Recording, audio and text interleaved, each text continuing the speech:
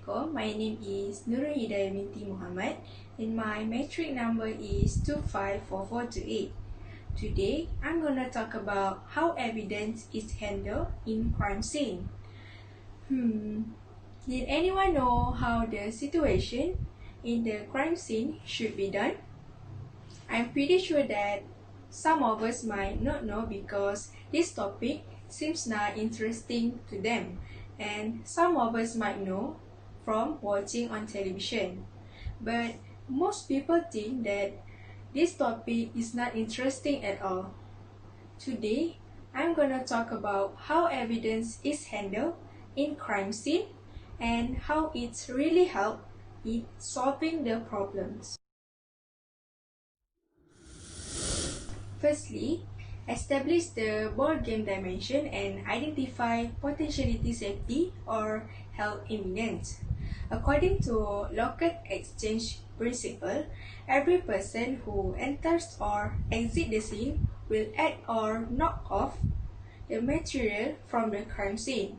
So it is vital to quickly secure the area.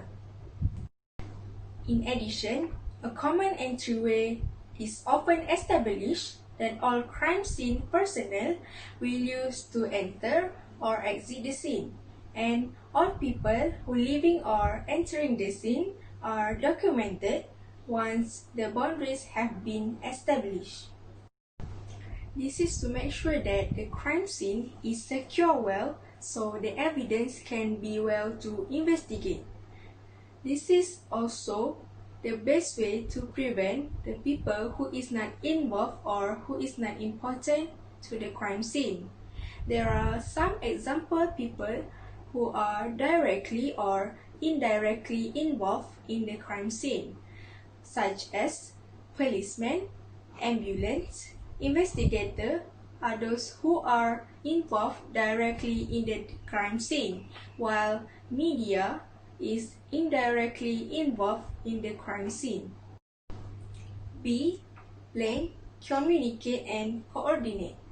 Before collecting an evidence, the investigator must create a theory regarding to the types of outrage that secure. Knowing the type of crime will help the investigator to prevision the evidence that will present. This is also my gathering information from the witnesses and person of interest. Based on this information, the crime scene team will develop an evidence collection strategy taking into recompense weather conditions, times of the day, and other factors that are necessary. And additional forensic resources also may be requested for handling a special situation. C. Trace the evidence.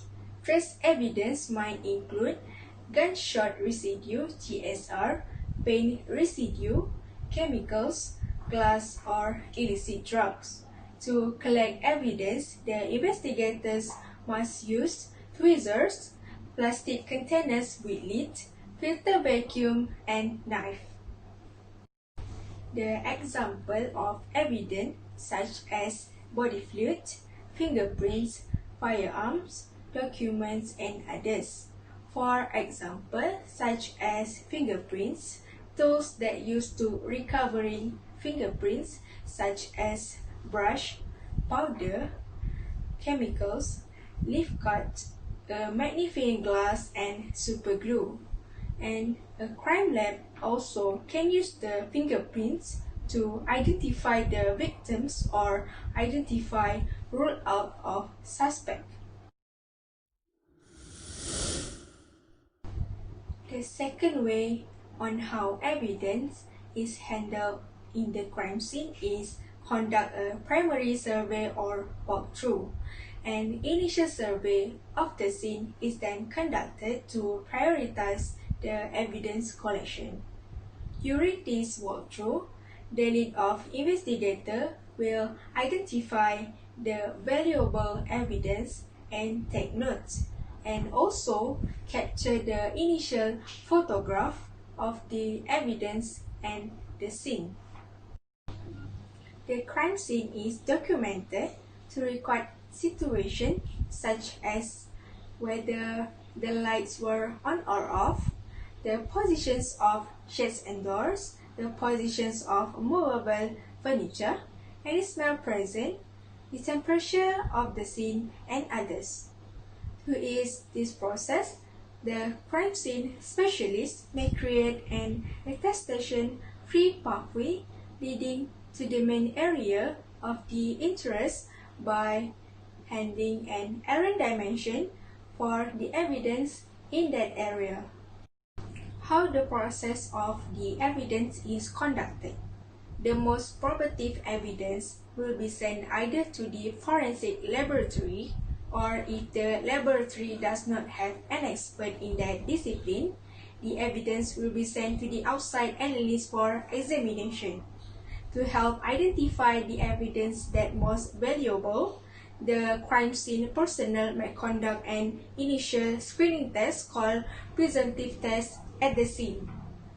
The test can also be useful in determining any substance present, such as it is a toxin or a drug, a stain that contains body fluids, or a dried red substance found in the kitchen is blood or ketchup. Important factors to follow when conducting evidence. Forestall contamination of the sample, collect evidence correctly, keep up each specimen separately, use and change glove often, and avoid coughing or sneezing while conducting evidence. Also use an appropriate tools such as curtain tips, still water, envelopes, and others. Preserve originally integrity of the sample. Allow swabs to dry thoroughly. Dry with cool air only. No heat. Package in vented swabs containers, boxes, or paper, and do not use plastic. Also maintain the sample by labeling each specimen collected with patient's identifying information such as date of birth, time and date, medical record number, and the signature of examiner. Lastly, how evidence is handled in the crime scene is conduct a secondary survey or review. To make sure that the crime scene has been dragged, the secondary survey is conducted for control step. To make all evidence is significant for, an inventory log is created. The description recorded in the inventory log must match the photo that was taken at the crime scene and the description included in the crime scene report. For instance, if a gun collected, the serial number recorded in the inventory log must match to the serial number shown in the photo that was taken at the crime scene. Okay, for a conclusion, I really hope that my speech can further your information or knowledge in your life, and however, hopefully that after this, the more concern in handle crime scene so that people can get their right and justice in cases. Again, I want to inform to my audience the three main ways to handle an evidence at the crime scene, such as establish the ball game dimension and identify potentiality safety and health imminence. Second is conduct a primary survey or walkthrough, and lastly, conduct a secondary survey or review.